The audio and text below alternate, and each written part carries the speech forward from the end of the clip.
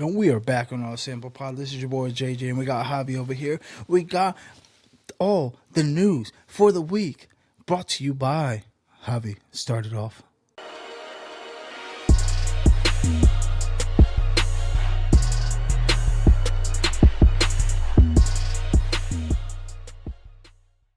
All right, let's go. All right. So, really important thing. It seems like, and this is one of the latest news, it seems like Triple H is the basically 100% in charge of WWE Creative. It seems like Vince is out. Apparently, I feel like they the say new that company. every 2 months. No, but apparently, this is like a bigger thing because Vince may have some more skeletons coming out of the closet. So, and they're a bigger company, so. Booty calls? Huh? Booty calls? And then he paid for it using company money, probably. But anyways, that's not me. It's about the legal team. But it seems kind of interesting. I'm not opposed to it. Now, on that same topic, who do you think should be Triple H's number 2? Because I think Triple H seems a little too serious, and it seems like his stuff. He's trying to turn WWE into black and gold NXT, which is great in ring, but in terms of stories and stuff like that, I don't know. I don't know where it's kind of weird, you know. Even though Vince wasn't that great as of late. I think Paul Heyman. Okay. He could probably do both jobs, still be the wise man, and still carry the storyline for like the whole shows. Bro, without question, just give him a notebook and have him just write shit, and here you go. Yeah, I mean, like realistically, he just needs a pay raise. No, he's a genius. He's a wrestling genius. I mean, come on. Look at what he did with Roman Reigns. Look at what he did with the Bloodline as a whole. Look at what he did with Brock Lesnar. In fact, the rub with Braun Breaker. But Braun Breaker looked better than he's ever looked just because he had Paul Heyman right next to him. It's like, oh crap! And then he called Roman Reigns. Hopefully, he's not going to the Bloodline or has nothing to do with them. But anyways, I don't see Braun Breaker joining the Bloodline. Like, probably going to do it to take honorary out Jimmy. ooze to take out Jimmy. Yeah, facts. So how is he related? We just Sharpie the whole tattoo, whole arm sleeve. Look, he has a Samoan tattoo, and they just focus on his tiny ass Goldberg tattoo. This is it. He's Samoan. Come on, man. Ava Rain is gonna join the Bloodline. Come on, man. Could be. And Tiffany Stratton. No, I'm joking. It could happen. Definitely not. Anyways. Not. So that was interesting. And then today we actually had NXT and AEW head-to-head. There was a basically Tuesday Night War. But more importantly than that, do you think that AEW is on the verge of collapse? Because it seems like the interest in AEW has waned a lot. It seems like their ratings are terrible. Collision, once Punk left, has tanked, has done terrible. They brought in Edge. Nothing happened. Actually, in fact, the ratings were worse when they brought Edge than the week prior to Edge showing up. So it just seems like they're because realistically, Edge is not a needle mover, bro. No, that's true. Like, you know what I mean? Like, his most memorable moment was probably that ladder match against the Hardy Boys with Christian and the Dudley Boys and the Hardy Boys. Yeah, and then the two TLC matches. Then that scene that he had with Lita in the middle of the ring. Also, I think he was the first Money in the Bank cash in. He's a really good number 2 guy. Like he's like kind of like your Chris Jericho's of the world. He's not the tippy top guy, and that's where I think AEW messed up with. Yeah, no, and that's where I think AEW messed up with the whole Punk situation because, like him or not, the guy was ratings, and he brought money in because his merch sold like hotcakes. I don't care what anybody says. Sold a lot of Pepsi. No, I don't. But it was like it's the truth. The numbers don't lie. Like him or not, it sold. So it is what it is. It's like kind of like people that don't like LA Knight. It doesn't matter if they don't like LA Knight or not. Because the guy's selling. He's the number 1 merch seller for the last like 5 months. So they're not going to get rid of him. They're going to keep on pushing him until he cools down. Then that's it. But anyways, so I do think that AEW has to do something, which it seems like this today was an interesting was an interesting day. I think they improved. Now, can they keep it up? I don't know. How long can they ride Daniel Bryan having great matches? He's gonna break. He's gonna fall apart. Yeah. Not cool. And plus the fact, Daniel Bryan, again, one of those guys. I love Daniel Bryan to death. One of my favorite wrestlers of all time. Is he a needle mover? Not really. Can we just get Daniel Bryan versus Roman Reigns again? That'd be great. It'd be fun. Please. But Daniel Bryan versus Gunther. you know, oh my God. Woo. that really got me there because I've never seen that. That would be amazing. It would be like a more technical Ilya against and you can't even say like Daniel Bryan's too small to go against Gunther. Like because look at Ilya. Gunther went against fucking what's his name? Tyler Bates. Tyler Bates is tiny, bro. Yeah, he's tiny. Really little. Yeah. They're both the same height. I think they're both 5'7" or 5'8" or something like that. I don't know, but Tyler Bate looks like he's compressed. He's tiny. but I would love to see that match. I would kill for that. That would be great. Excuse me. Then we have but like I said. Oh my God, Daniel Bryan is 5'10". No, there's no way he's 5'10", bro. That's what it says online. Tyler Bate is actually 5'7". So Daniel Bryan's taller than him? Based on internet logic, take off like 3 inches off of each one. That means Daniel Bryan's really like 5'7", Tyler Bate's like 5'4". So, yeah.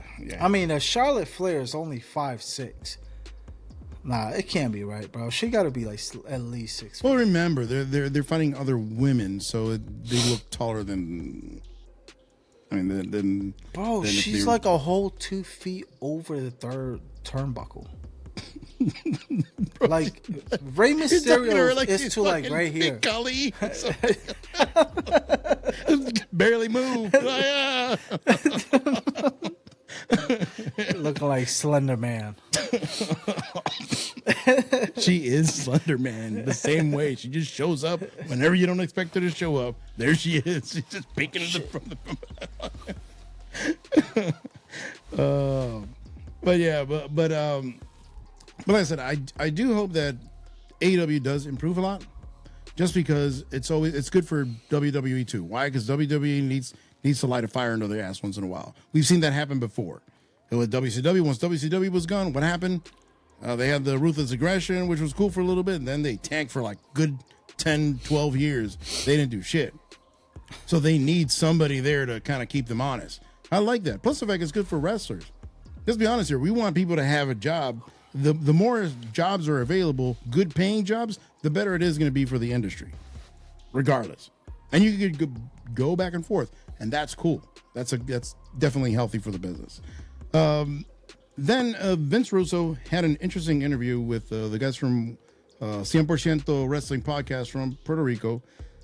But the most important thing is that he said that they're doing great business, but not great in the creative point, which is kind of what you have stated before.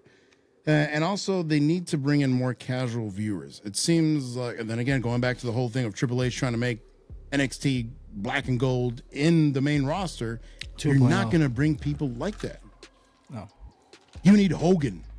You need somebody. You need Hogan. You need Stone Cold. You need The Rock. People that aren't necessarily the best in the ring, but their personalities are larger than life.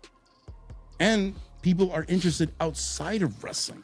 It's like why are we bringing up a bunch of guys from that were previously really nice in NXT Black and Gold? You know what I mean? Like, I get it. Like, I'm not saying don't give them the opportunities, but those shouldn't be your main guys to push. Like, and if it is, show some personality. Yeah, show us something that you didn't have before. Perfect example: Seth Rollins. Right? He's always been amazing in the ring, but his personality, when he started with the Shield, he was terrible. He couldn't cut a promo if his life depended on it. And then when they gave him the sing my song. Yeah, but now he can do whatever he wants. And now it's just his stupid gimmick. I don't like his gimmick, but he can cut a promo. He's really good at cutting promos. So I think that would be good. Now, I do think that WWE has to take the opportunity. They should sign Ricky Starks. Great in ring, great mic. and MJF. I think if they sign those two, I think it's game over for AEW. I think because they have nothing else. Because Jay White is not going to carry that company. Or Adam Jay Page. White and Jay White's another guy that he should have signed with WWE, bro. He's really good. He's really good. I've watched him for years in Japan. He can cut a good promo. In fact, I just watched him cut promos against MJF, and he held his own. And MJF finally, with his new character, or at least kind of a softer character, kind of more good guy, he's finally shown some. He's not as one-dimensional as he used to be. You know what I used to tell you? Like, hey, I always thought that Kevin Owens was better because Kevin Owens could do anything. Now it seems like MJF is kind of getting into that realm where he can be a good guy, but he can be like a kind of a badass good guy. He doesn't take shit from anyone. Love it. Just amazing delivery, amazing promos. And if they're able to take MJF and Ricky Starks, which are the only two guys that are left over there, and maybe Jay White, that could be stars, that's it. They already took Jade. What's left? Nothing.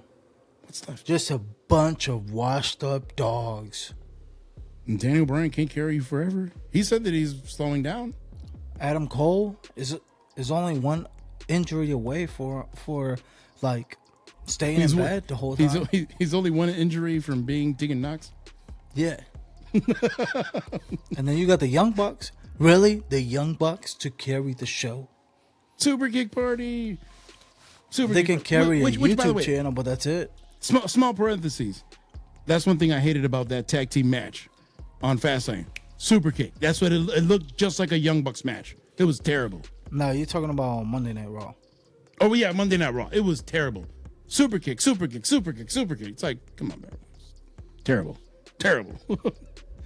And anyways, we have Dragon Lee. Apparently he's called up to SmackDown, as well as Carlito Caribbean Cool, our Boricua. Then we have, and the last thing, CM Punk and WWE are apparently in talks for a return.